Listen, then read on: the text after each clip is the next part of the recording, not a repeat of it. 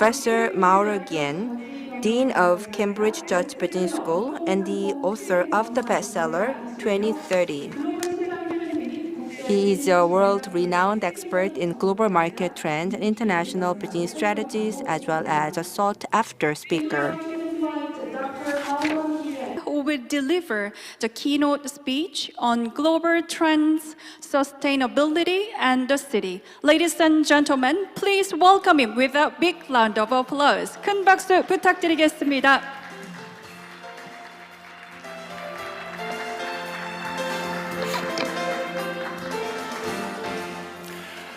Thank you. 여러분 이렇게 따뜻하게 봐주셔서 진심으로 감사드립니다. 앞서서 인사 말씀해 주신 모든 분들께서 이미 The ideas that I would like to convey to you here today.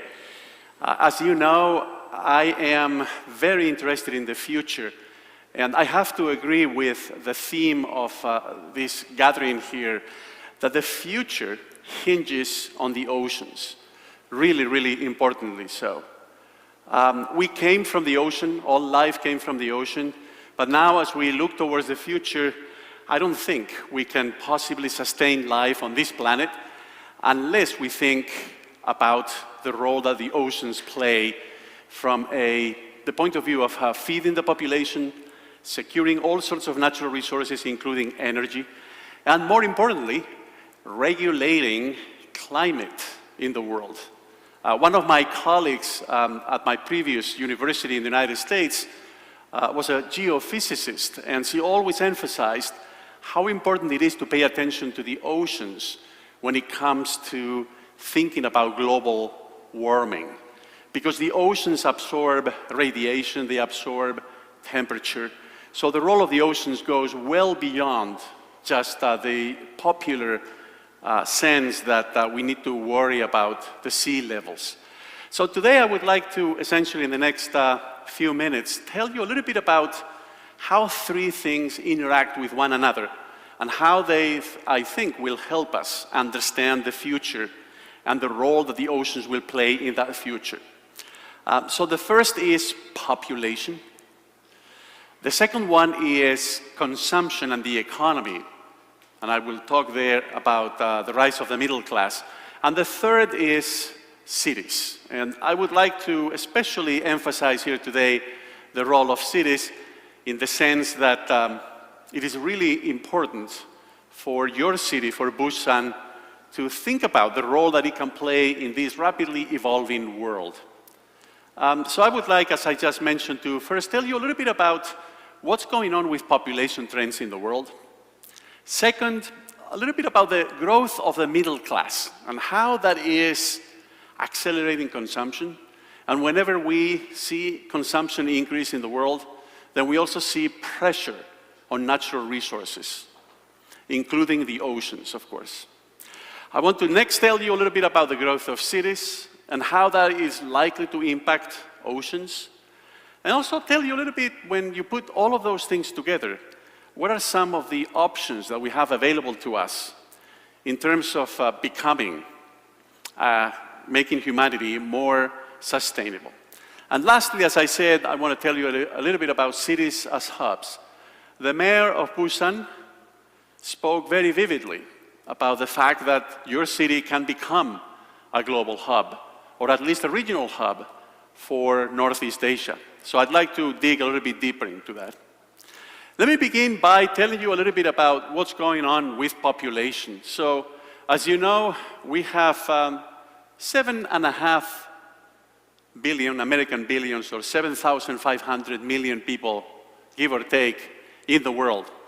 And the United Nations itself comes up every year with 16 different scenarios or projections about the future. Here you see 4 of them. I like these 4 because they give us a sense as to what is the maximum and what is perhaps the most likely path in the future. And first, let me bring to your attention the fact that each of these scenarios give us a very different population, human population on Earth by the year 2100. The one at the top, 22,000 million people. The one at the bottom, just 6 or 6.5. So they couldn't be more different. So the one at the top says constant fertility. What that means is that if we continue to have the same fertility rate, number of babies per woman in the world that we have today, and we keep mortality at the same level, then we will get to that number over there. Now, I consider that to be the maximum. Why? Well, because we know that the number of babies is dropping, and in a moment I will tell you more about that. So I think that if we were to vote here, I'm sure that you would tell me that this is probably the least likely, the least probable of the 4 scenarios. And then the other 3, they are labeled as high, medium, and low. And you can imagine then that whenever a forecasting service, whenever an international agency such as the United Nations labels 3 future scenarios as high, medium, and low, they are communicating to us that they believe that the medium is the most likely path. So the medium, as you can see, is very different from the high and from the low. The medium, what we see is that population continues to grow up until maybe about the year 2090 or so in the world. But it grows at a decreasing rate. It grows more slowly over time, okay? Now the high has population growing at a steady rate. And the low, as you can see, has the global population peaking in about 25 or 30 years from now, and then declining. So once again, the most likely scenario is the medium one. But you can get a sense of the range of possibilities if you change either the fertility rate, the number of babies, or you change the mortality, just as what has happened now with the pandemic, or perhaps you change both. So I'm going to assume that the medium that you see over here is the most likely, the scenario with the highest probability into the future. Well, that still means that by the year 2100, we're going to have perhaps 3,000 million more people to feed in the world. And that is a very large number. So the pressure on resources will increase. As I told you earlier, the reason why I believe, like the United Nations does, that this is the most likely scenario is that, as you can see over here, total fertility, the number of babies that each woman has on average, estimated over her lifetime, has been declining for the last 40 or 50 years. It has declined in the more developed parts of the world. It has declined in the emerging markets, the less developed, especially here in Asia. It has also declined in the least developed parts of the world. That's Sub-Saharan Africa, parts of the Middle East, and parts of South Asia. So it has been declining all along, since more or less the year 1980 or so globally. And today, of course, we are in the year 2021. And as you can see, the projection, the forecast, is that the number will continue to drop in the poorest parts of the world, that's the dotted line, and it will also drop in the emerging markets. But I want to bring to your attention something that is somewhat surprising about this chart. The line at the bottom, this is the developed world. This is the United States, Canada, Australia, New Zealand, Europe, Japan, now also South Korea. As you can see, there is a slight increase beginning in the year 2000, which is surprising, because once again, the general trend is that this number is dropping everywhere in the world. So what is going on? Well, this increase that you see over here, very, very small increase, has been happening primarily in some European countries and also in the United States. And the biggest factor behind it is immigration. Why? Well, because immigrant families tend to have more children than local families in the host country, in the destination country. And so we've seen over the last 20 years, since the year 2000, roughly speaking, that slight increase. You will see in a moment that that has implications. But the other side of the coin in every discussion about population is life expectancy. We want to know not only how many babies will be born, we also want to know how long those babies are expected to live on average. So here we have the same chart as before in terms of the time scale. We begin in 1950, we go to 2020 with actual data, the rest are forecasts into the future. Vertically now we're measuring the number of years that a baby born, let's say in 1990, would be expected to live, depending on whether that baby was born in the more developed parts of the world or in the less developed or the least developed parts of the world. And as you can see, the trend is very clear. I have very good news to report. I cannot make any promises to any one of you in particular, but on average, we will live maybe 5 or 6 years longer than our parents and 11 years longer than our grandparents. So once again, don't run to the bank with that information, because it may or may not apply to you. But on average, that is what's going to happen. Well, but there's once again another very important thing going on this chart, which is that if you compare 1950 to today, the difference between a baby born in a rich country and a baby born in a poor country has become smaller, has shrunk. There has been convergence over time. So in other words, every baby in the world, all babies, are seeing their life expectancy grow on average.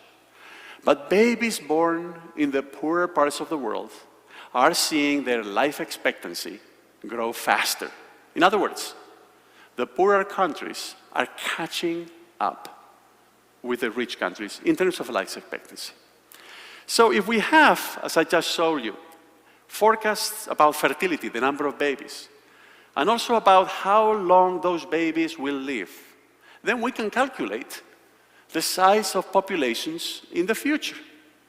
The only thing that we need to do is to hold migration constant. Now, when I first drew on my computer the chart that I'm about to show you, I could not believe my eyes. I thought I had made a mistake. That's the chart with the most recently available data. But it's based, once again, on the number of babies and on how long those babies are expected to live. We begin in 1950 on the left.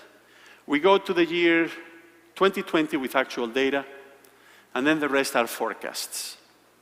I drew a vertical line in the year 2028. That's because in the year 2028, as you can see, several of the curves cross each other.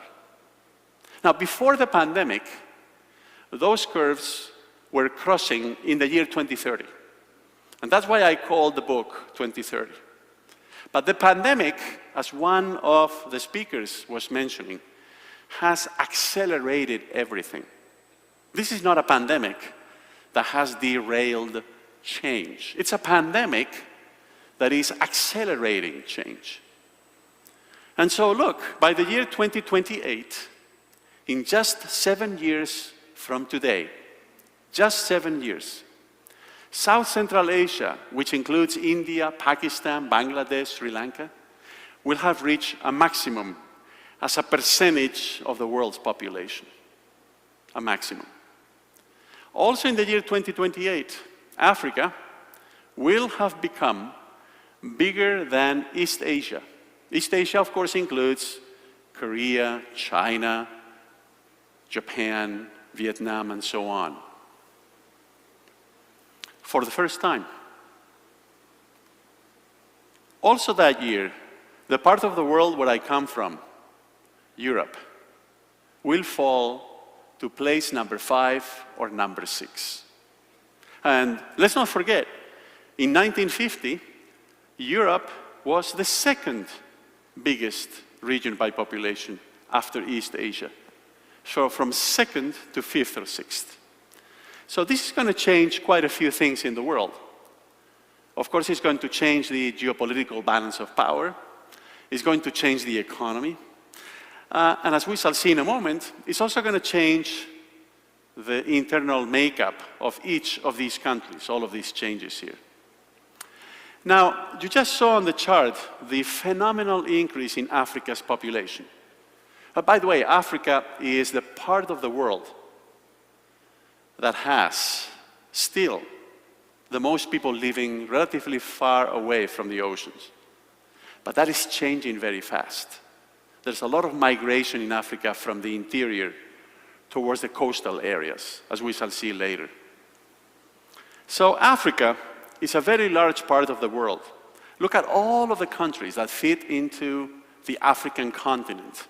So even with all of that population growth, Africa will never be as densely populated per square kilometer or square mile as some other regions in the world. But you see, that's not what really matters, the number of people. What really matters for our debate here as to the future of the ocean sea is how much are those people consuming? What is the purchasing power of those people? And here I want to focus your attention on the middle class. Because unlike people below the poverty line, the middle class doesn't want a bicycle, they want a car. They want air conditioning in their home. By the way, they want a permanent residence, but maybe also a vacation home. They like to travel, and so on and so forth. And as you very well know, what's going on is that as we speak today, as a percentage of the total, still the European Union and the United States are relatively big in terms of the purchasing power of the middle class. But by the year 2030, in just 9 years from now, China and India, and then if you add to that the rest of Asia, including South Korea, but excluding Japan, you get already more than half. So things are going to change very quickly. But there's also something really important about this chart that I want to bring to your attention.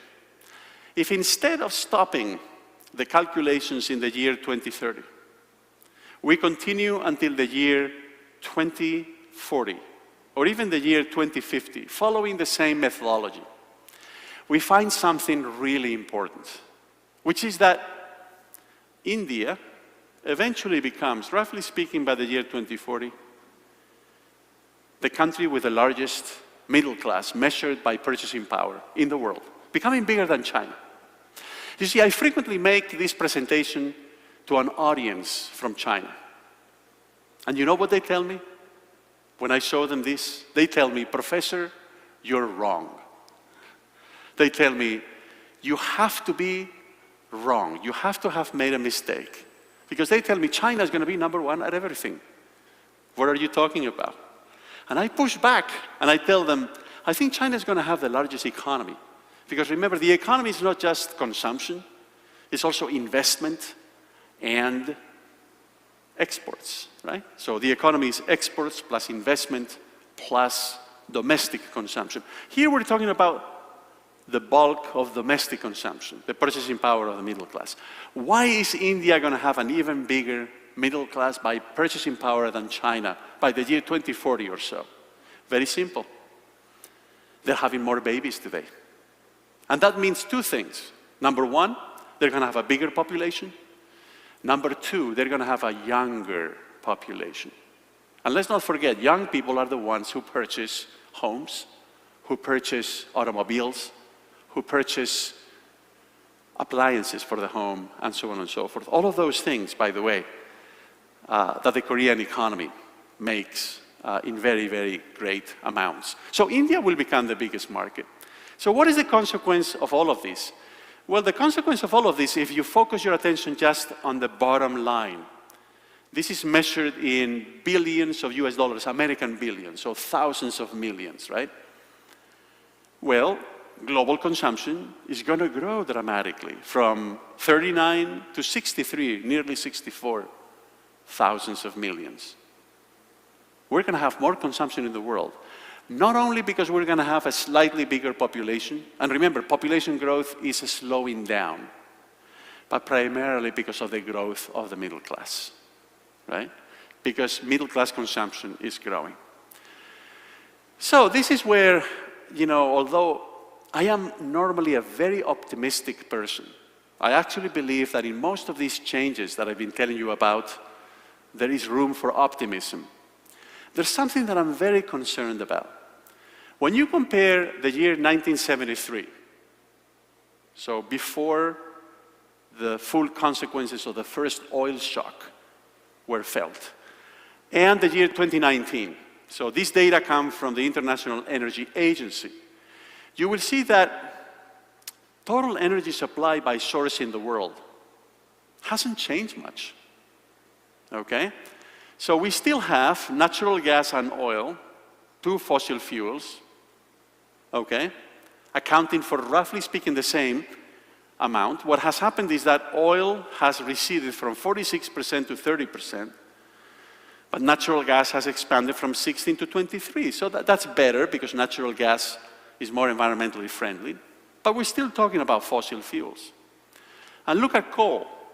Coal, which is the dirtiest way of providing for heat or generating electricity and so on, has actually increased from 24.7 to 26.8%. And the other category, that includes wind and solar and all of that. So I'm very much looking forward to the presentation by the ambassador to tell us what is the potential of wind, because we really need to do something about this distribution. But once again, the more worrying part is what you see at the bottom. How much energy are we consuming in the world? So we've gone from 254 EJs to 606, more than twice as much, because obviously the population has grown, but also the middle class has grown. So when compared to 1973, we are actually consuming nearly 3 times as much coal as we were consuming or burning back in 1973. Because the proportion of coal has remained about the same, but the total amount of energy that we're using in the world has grown by nearly 3 times. Now, there are so many other things that I would like to tell you. For example, that another big consequence of the changes in population that I've been telling you about is that we're going to see changes in the age distribution of the population. And this is something that I think we all need to take into consideration very carefully. Here what you have is how many millions there will be between the ages of 15 and 35 in the year 2020 and then in the year 2030. And as you can see in the table with the largest countries, there are 3 types of countries. Countries like India or Nigeria are going to have even more people in that age group. But others, like the United States, are going to have, roughly speaking, the same number. But here's the catch. What's going to change in the US is the composition of this age group by the year 2030. The US Census Bureau of the US government predicts that by the year 2030, more than half of the people between the ages of 15 and 35 will be what today we call minorities: African Americans, Latins, Asian Americans, and so on. So in other words, the minorities are going to be the majority. In case you're wondering why American politics is changing so much, that's the reason. The reason is that in this younger age group, these people will vote in the year 2030, these 89.5 million people. For the first time in history, the minorities are going to be the majorities, right? The minorities combined, of course. And then we're going to have other countries that are going to see a decline, like China, Japan, Brazil, also South Korea, by the way, in this case by 3 million people. And then we're going to have, at the other end of the age distribution, a massive increase in the number of people above the age of 60. And here, once again, you see the number in millions in the year 2020 and the number in millions in the year 2030. So this is also going to change things in ways that I'm going to show you in a moment. The most important one, talking about sustainability. How sustainable is it that we're going to get into a situation especially in Japan, as you can see over here, where you're going to have 1.5 people of working age for each person above the age of 60. Really hard, right? Unless we have a lot of technological change, unless we come up with new financing structures, it's going to be very difficult. And every country in the world, including South Korea, look at how quickly the ratio is coming down for South Korea, is going to go through this change, right? Even a country like Nigeria in Africa eventually will also fall. Now, let me turn to cities. So what is important to know about cities? Cities represent only 1% of the land area in the world.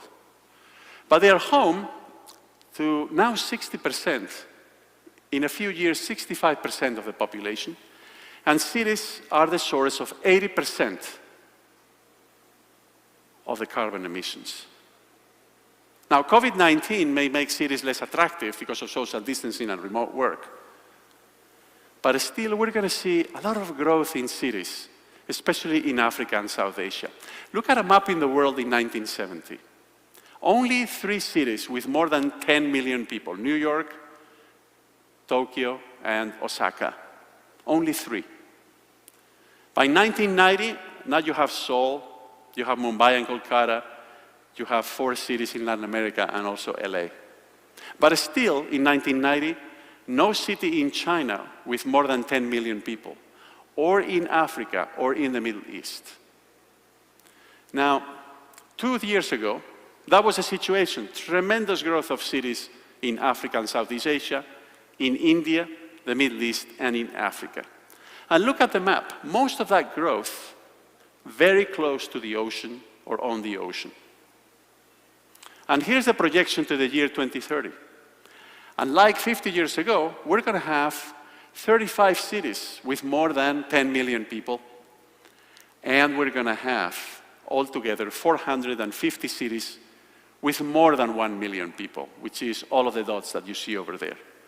We're going to have possibly 60 to 70% of the world's population living in cities close to the oceans, and that, by the way, is where most of the consumption takes place. So once again, oceans. I worry about the location of cities. We should try to provide incentives for cities to grow, not only right here in the ocean, but also in the interior. We should pay attention to the role that the oceans play in regulating climate change, okay? And then the other big thing, which I think is going to change Busan probably. If global warming makes the Arctic open to navigation, as you know, around the year, year-round, that's going to change the global economy in terms of trade among North America, Europe, and Northeast Asia. And of course, I think it will be tragic, but at the same time, it will create a lot of opportunities. And we cannot see Busan here on the map, for cities, for ports, for harbors that can play a role in this exchange. My last 3 minutes. The mayor of Busan was telling you at the beginning that he has a plan. His administration has a plan for turning Busan into a global city, or at least into a regional hub. And let me just give you a definition of what a global city is. A global city is a city whose importance and identity transcends, goes beyond the country in which it is situated. It is the place where the work of globalization gets done, right? Globalization works because we have cities that contribute to it. And there are several very important dimensions to it: the economy, finance, politics, culture, diversity. So what are the common features of global cities? Well, they tend to be large, influential, prominent. The truly global cities, they tend to be culturally and ethnically diverse, so immigration plays a role. Culturally, they are very dynamic. They thrive on culture: museums, music, universities, schools. They have advanced infrastructure. So I was here in Busan 20 years ago. And I can tell that the infrastructure now is absolutely world-class when compared to 20 years ago. Global cities are also rich in business services like consulting, technology, all of those things. And they have to be open, friendly, and safe. And of course, legally and politically secure. So those are the features of global cities. The drivers of global cities are agglomeration economies. So when people are closely located, they can get work done much faster. You see the growth of specialized service firms, the coordination of dispersed activities, and of course the role of new communications technologies. I would argue that right now in the world we only have two truly global hubs. Global, London and New York. But there are regional hubs like Singapore, like Panama, like Miami, like Dubai. And I personally see it perfectly possible for Busan to become a regional hub. Then you have another category, gateways. People used to argue that Hong Kong was a gateway to China. Now things are changing. People still argue that Sydney is a hub to Australia and the Pacific region. So I would like you to consider all of these things, but also in closing, to consider something really important that may change cities in the near future, which is what we've learned during this pandemic regarding remote work. I don't want to bore you with the pros and the cons, with the advantages and the disadvantages of remote work. But I do want to bring to your attention that I think that this new era that has begun now with remote work, I think is going to create more offshoring in the world. I think remote work enables companies to hire employees worldwide without restrictions, and also enables employees to search for jobs worldwide. So I think we're witnessing the beginning of a global market for talent. And I think cities will play a very important role there. So if Busan wants to succeed, make sure that people would like to be here, but work remotely for companies established worldwide, which is, in a way, what some other cities in the world have accomplished, such as Singapore. So thank you so much for your attention, and once again, remember that when thinking about the future of oceans, we need to think about the future of population, and we also need to think about the future of the middle class. Thank you so much for your attention.